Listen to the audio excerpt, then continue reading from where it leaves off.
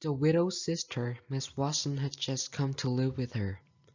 She sat after me on my first night back with a spelling book. She worked with me for about an hour until the widow made her ease up. I couldn't stand it much longer. I went up to my room, sat by the window, and tried to think of something cheerful, but it was no use. I got so downhearted and lonesome I wished I had some company. Pretty soon I heard the twigs snap down in the dark. I sat still and listened. I could just barely hear a meow meow.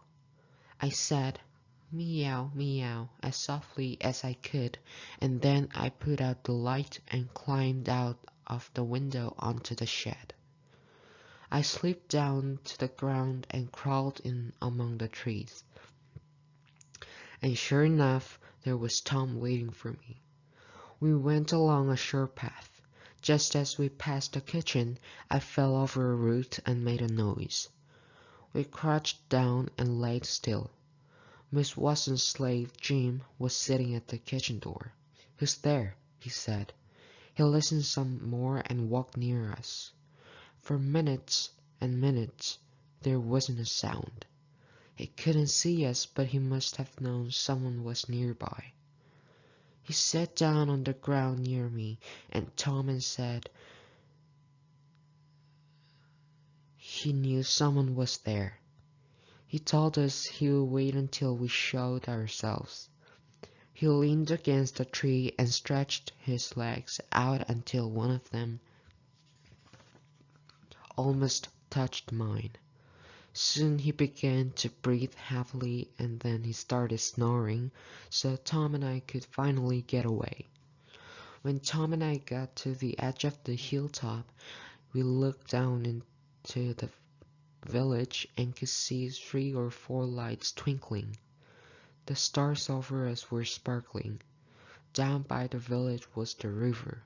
It was a whole mile wide and awfully still and grand.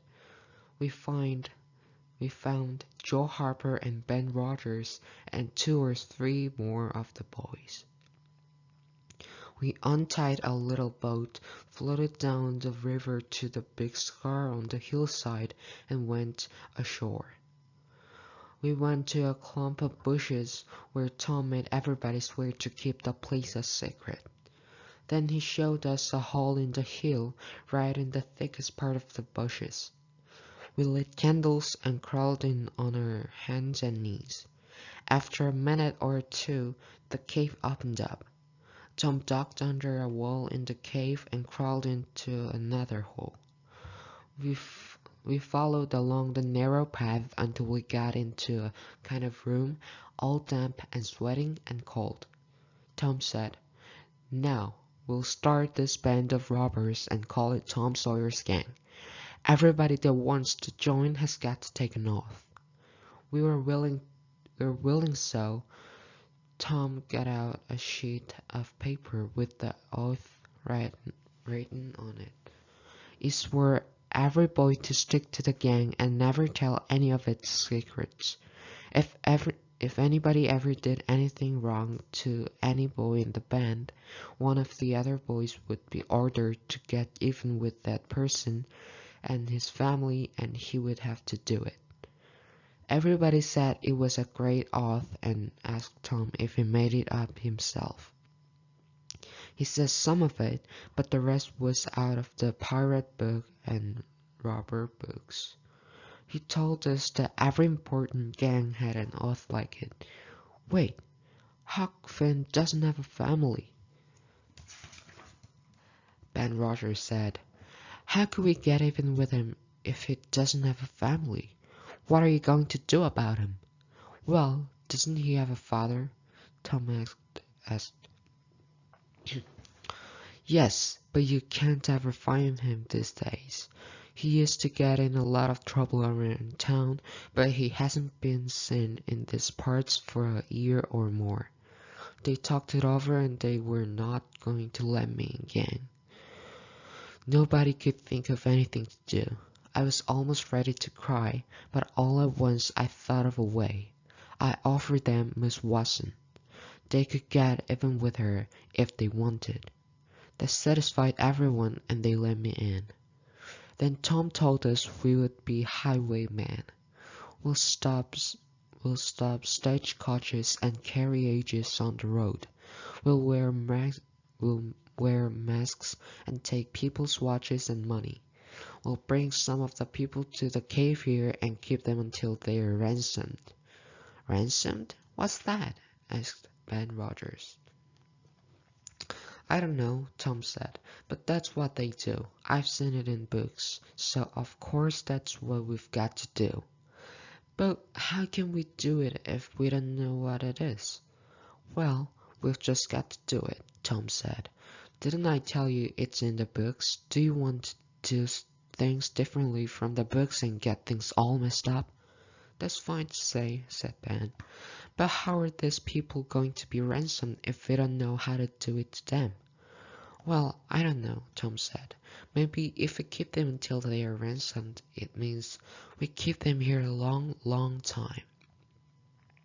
Now that's something, Ben said. Why couldn't you say that before? We'll keep them until they are ransomed a good long time. Boy, they'll be bothersome. They will be eating up everything and always trying to get loose. How could they get loose if there's a guard watching over them? Tom asked. A guard? Well, that's good, Ben said. So somebody's got to sit up all night and never get any sleep just to watch them. I think that's foolish. I don't see why we have to do that. Because it's in the books, that's why, Tom said. Now, Ben, do you want to do things the right way or not? Don't you think the people who made the books know the right ways to do things? Do you think you can teach them anything? Not at all. No, sir. We'll just go on and ransom them in the regular way. Little Tommy Barnes was asleep by now, and when they woke him up, he was scared and started to cry. He said he wanted to go home to his mom. He didn't want to be a robber anymore. They all made fun of him for that, which made him mad, and he said he would tell everyone our secrets. Tom gave him 5 cents to keep quiet and said we would meet again next week to plan our first robberies. After the walk home, I climbed back up the shed and crept into my window just before dawn. My new clothes were all greased up and covered with clay and I was dog-tired.